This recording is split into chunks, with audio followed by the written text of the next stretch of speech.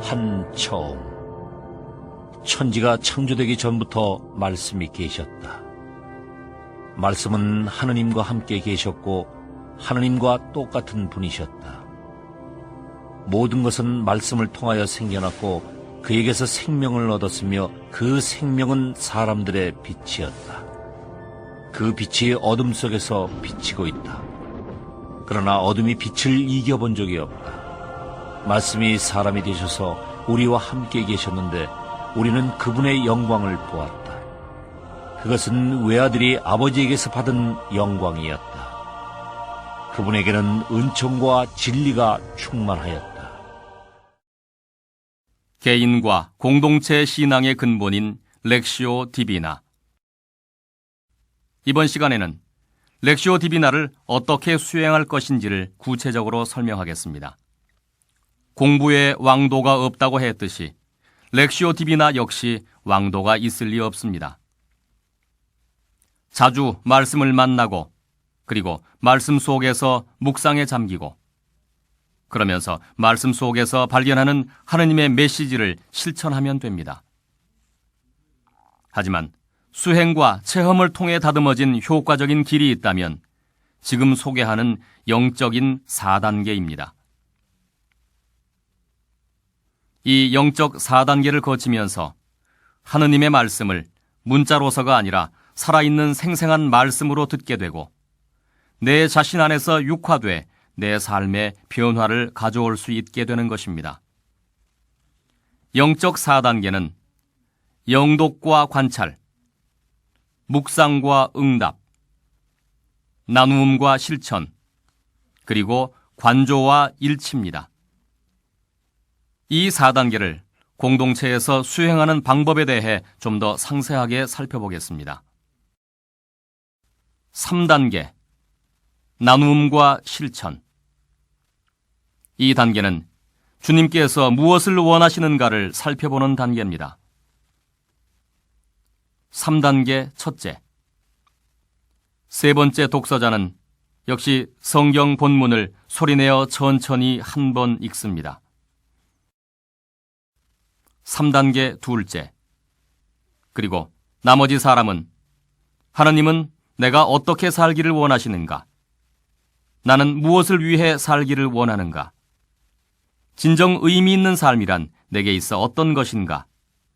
이런 내면의 소리에 귀를 기울이면서 자신이 선택한 단어나 구절에 단순하고 정직하게 응답합니다. 여기서 자신이 선택한 단어나 구절은 주님께서 자신에게 주는 믿음의 양식이며 더불어 함께한 모든 사람에게 주신 삶의 가르침이며 메시지입니다. 따라서 내가 선택한 단어나 구절은 나에게만 국한된 양식이 아니라 함께한 이웃 형제에게도 또 다른 양식으로 주시는 은총이기도 합니다. 뿐만 아니라 함께한 형제들을 통해 또 다른 메시지와 가르침을 나에게도 주고 계십니다. 3단계 셋째, 나누기. 이 3단계의 나눔은 자기가 묵상한 바를 다소 길게 나눕니다. 이것은 최근 나의 일상생활에 있었던 구체적인 경험이나 체험 등을 오늘 주신 말씀과 연관해서 나누는 것입니다. 그러나 너무 장황하게 늘어놓아서 지루하게 하거나 또는 다른 사람의 나눔에 개입해서는 결코 안 됩니다. 자기의 나눔이 끝나면 아멘으로 끝내고 다른 사람은 주님 감사합니다 하고 응답합니다. 여러분은 복음서에 나오는 빵의 기적을 아실 겁니다. 이것은 단순히 육신의 배고픔을 채워준 기적의 의미뿐만이 아닙니다. 영적인 나눔을 통해 영적으로 가난한 형제들에게 영혼의 양식을 풍요롭게 하는 나눔과 묵상의 시간이 되는 것입니다. 그래서 함께한 이웃 형제들은 서로의 부족함을 도와줄 수 있을 뿐 아니라 서로에게 용기와 힘이 되어주는 영적인 빵의 나눔이 되는 것입니다. 이것은 미사에서 영적인 성체 빵의 기적이 말씀 속에서 새로운 기적으로 이루어지는 것입니다. 드디어 말씀이 육화돼 내게, 바로 나에게 오시는 것입니다. 렉시오 디비나로 시작해 말씀의 육화까지 참으로 대단하고 감격적이지 않습니까? 그런데 한 가지 조심해야 할 것이 있습니다. 구약성경 탈출기 16장 4절은 이스라엘 백성이 시나이 광야의 사막에서 굶주릴 때 하나님께서 만나를 내려주시면서 이렇게 말씀하십니다. 이제 내가 하늘에서 너희에게 양식을 비처럼 내려줄 터이니 백성은 날마다 나아가서 그날 먹을 만큼 모아드리게 하여라. 하루치의 양만큼 가지라고 말씀하셨는데 욕심을 부려서 하루치 이상을 쌓아 놓으면 부패해서 먹을 수가 없게 돼버립니다. 이것은 구약시대의 사건이지만 렉시오 디비나를 하면서 오늘을 살아가는 우리에게도 큰 교훈의 메시지가 됩니다. 공동체에서 영적인 양식의 나눔은 그 장소에 국한해야 한다는 것입니다. 나눔의 내용을 밖으로 가지고 나간다면 인간적인 오해와 사고방식 때문에 변질되고 부패된 양식이 될 수도 있다는 사실에 주의해야 합니다. 그러므로 주님께 감사드리면서 형제 자매들과 그 자리에서 그 시간에만 나누는 것으로 끝맺어야 합니다. 이제 마지막 단계입니다. 4단계, 관조와 일치. 이 단계는 주님 말씀 안에서 침묵하며 기도하는 단계입니다.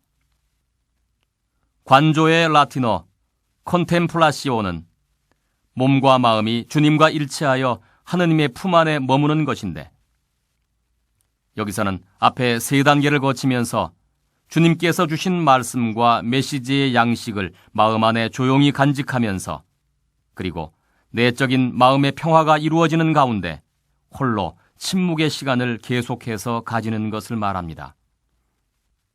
이것은 말씀 안에, 주님 안에 고요히 머무는 것으로 성인들이 탈원 상태에 이르는 경지를 말하기도 합니다. 왜 주님께서는 자주 외딴 곳으로 물러나 기도하셨을까요? 왜 많은 교부들은 사막으로 들어가 구도의 삶을 살았을까요? 왜 많은 성직자나 수도자들은 1년에 한 번은 한두 주일 동안 대침묵 속에서 피정을 하는 걸까요?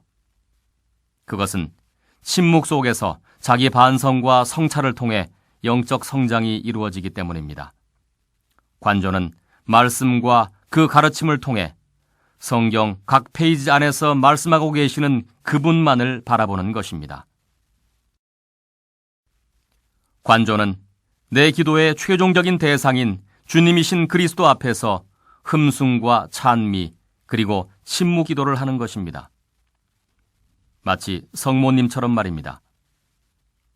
성모님은 가브리엘 천사의 메시지를 들을 때 겸손하고 침착한 마음으로 기도하셨습니다. 루카복음 1장 29절에 이 인사말이 무슨 뜻인가 하고 곰곰이 생각하였다. 그리고 38절 보십시오. 저는 주님의 종입니다. 말씀하신 대로 저에게 이루어지기를 바랍니다. 하고 응답하셨습니다. 또한 예수님께서 십자가에 돌아가실 때와 부활하신 후에도 성모님은 다른 여인들과 함께 그 자리를 지키시면서 조용히 침묵 중에 구원의 역사를 묵상하셨습니다. 이렇듯 성모님의 생애는 어떤 상황, 어떤 처지에서나 렉시오 디비나의 생활을 하신 분이십니다. 그러니까 렉시오 디비나의 삶은 성모 마리아 신심의 신앙이었던 것입니다.